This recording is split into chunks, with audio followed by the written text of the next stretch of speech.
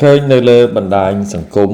មានបងប្អូនយើងចាប់ក្មេងម្នាក់ចងភ្ជាប់ទៅនឹងជើងតុដោយអះអាងនៅក្នុងវីដេអូថាជាចោរលួចទូរស័ព្ទអានឹងខ្ញុំនៅក្រៅរឿងខ្ញុំមិនដឹងទេវាជាអំពើមួយដែលធ្វើឲ្យប៉ះពាល់ទៅដល់សេចក្តីថ្លៃថ្នូររបស់ក្មេងដែលច្បាប់បានហាមឃាត់នេះច្បាប់នេះបងច្បាប់ស្តីពីយុត្តិធម៌អនិច្ចជនដែលអនុម័តឲ្យប្រើប្រាស់នៅឆ្នាំ2016ភាគតិចដែលអានសូម្បីតែអ្នករៀនច្បាប់ក៏ដោយក៏អានតិចដែរនៅក្នុងមាត្រា5នៃច្បាប់នេះមានកំណត់អំពីគោលការណ៍ជាមូលដ្ឋានខ្ញុំសូមអាននៅក្នុង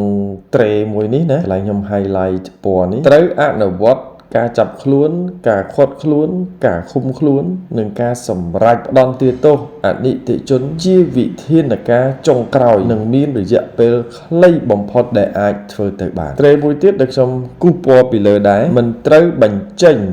ឬផ្សព្វផ្សាយរូបភាពនិងព័ត៌មានទាំងឡាយដែលពាក់ព័ន្ធនឹងសកម្មភាពរបស់អនិច្ចជននិងដែលនាំឲ្យបង្ហាញអំពីអត្តសញ្ញាណរបស់អនិច្ចជនហើយដែលអាចមានឥទ្ធិពល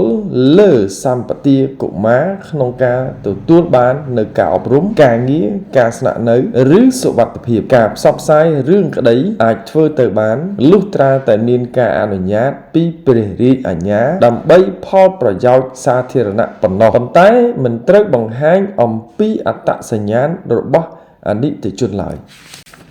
អនិច្ចជនណាអាយុក្រោម18ឆ្នាំណាហ្នឹងហើយក្នុងវីដេអូនោះហាក់ដូចជាក្មេងមិនទាន់គ្រប់អាយុស្រួលបួលផងខ្ញុំសូមអានទៅមាត្រា7ដែលខ្ញុំ highlight ពណ៌ឆើតនេះណាការទទួលខុសត្រូវព្រហ្មទណ្ឌ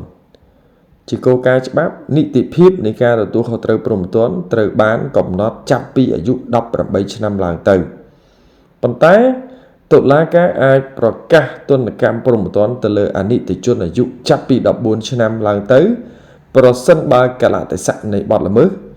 ឬបុគ្គលិកលក្ខណៈរបស់អនិច្ចជននោះតម្រូវលើកលែងតែករណីមានចែងពិសេសនៅក្នុងច្បាប់ផ្សេងទៀតជាយមើលមានតែពី14ឆ្នាំឡើងទៅទេណាដែលត្រូវទទួលខុសត្រូវព្រហ្មទណ្ឌហើយបើសិនណាជារកឃើញថាគាត់អាយុក្រោម14ឆ្នាំអានឹងអត់ត្រូវមានការទទួលខុសត្រូវព្រហ្មទណ្ឌទេនៅឯមាត្រា9នៃច្បាប់ដដែលឯនោះវិញបញ្ញត្តិអំពីការកំណត់អាយុខ្ញុំសូមអានតែកថាខណ្ឌចុងក្រោយទេណាដែលខ្ញុំ highlight ពណ៌ពីលើនេះក្នុងករណីមានការសង្ស័យអំពីអាយុរបស់អនិច្ចជនវិមតិសង្ស័យត្រូវបានជាប្រយោជន៍ដល់អនិច្ចជននោះមានន័យថាក្មេងយើងអត់ដឹងថាគាត់អាយុប្រមាណឲ្យប្រកប